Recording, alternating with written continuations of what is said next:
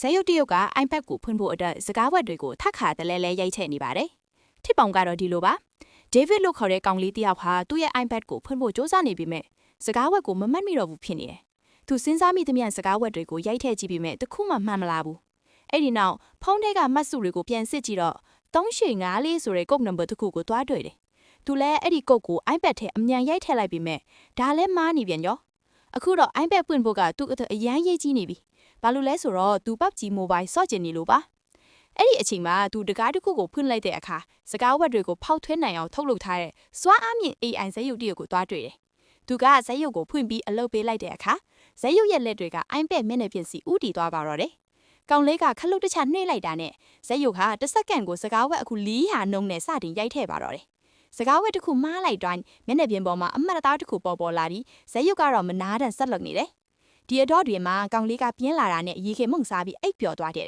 ။ဒါပေမဲ့ဇက်ရုပ်ကတော့6နာရီကြာအောင်စကားဝတ်ဒီကိုစက်တက်ရိုက်ထည့်နေပြီးမှရုတ်တရက်ရပ်တန့်သွားပါတယ်။ကောင်လေးနိုးလာပြီးစစ်ကြည့်လိုက်တဲ့အခါမှာတော့ iPad ကပွင့်သွားပါပြီ။စကားဝတ်အမှန်ကတော့134ဆိုတာပါပဲ။တင်လဲဒီလူကြီးဟာဂရေကျွဲသူသေးတယောက်ဖြစ်ပေမဲ့သူ့ဇနီးကိုတော့စိန်တုလက်စွပ်ပဲပေးထားခဲ့တယ်။သူ့လိုဂုံတရေရှိတဲ့လူတယောက်ရဲ့ဇနီးစီမှာစိန်တုရှိနေမယ်လို့ဘသူမှတန်တရားမှုဝင်နိုင်တာကိုသူကအခွင့်ကောင်းယူလိုက်တာပါ။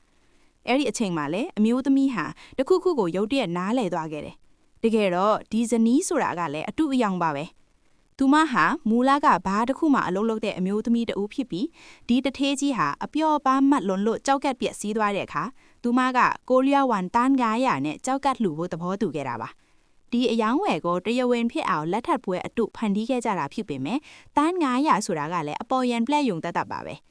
သူမဟာ night club ကစီနီယာတယောက်စီကနေသင်ခန်းစာတစ်ခုရထားခဲ့တယ်။နင်းဘဝကိုပြောင်းလဲခြင်းရင်ချမ်းသာတဲ့လူတွေဘလို့သုံးသလဲဆိုတာကိုပဲမကြည့်နဲ့သူတို့ဘလို့ရှာတယ်လဲဆိုတာကိုကြည့်ရမယ်။တထေးတယောက်ကိုသာအပိုင်ဖားနိုင်ရင်နင်းရဲ့ဝိသေသကိုအလွယ်တကူပြောင်းလဲပြလို့ရတယ်တဲ့။တကယ်လဲဘီလီယံနာဘင်းဆန်ရဲ့ဇနီးဖြစ်လာတဲ့အခါမှာတော့တထေးကြီးကိုယ်တိုင်ကသူမကို Cambridge တက္ကသိုလ်ကထိပ်တန်းပွဲရတယောက်အဖြစ်ကိုရရဇဝင်အတုတွေဖန်တီးပေးခဲ့လေ။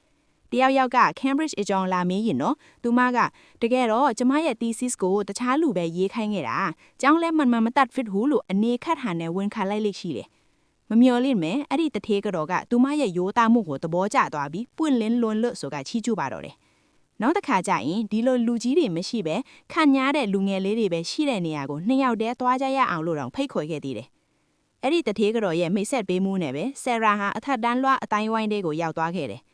သူမဟာအခွင့်အရေးကိုစုပ်ကင်ပြီးလုပ်ငန်းတစ်ခုစဖို့စဉ်းစားနေကြောင်းဇိန်ခန်အမတ်တန်စစ်တစ်ခုတင်သွင်းခြင်းပေမဲ့စိုးမျိုးတဲ့အနေထားဖို့တိတ်မကျွမ်းကျင်လို့ဗမာဆိုင်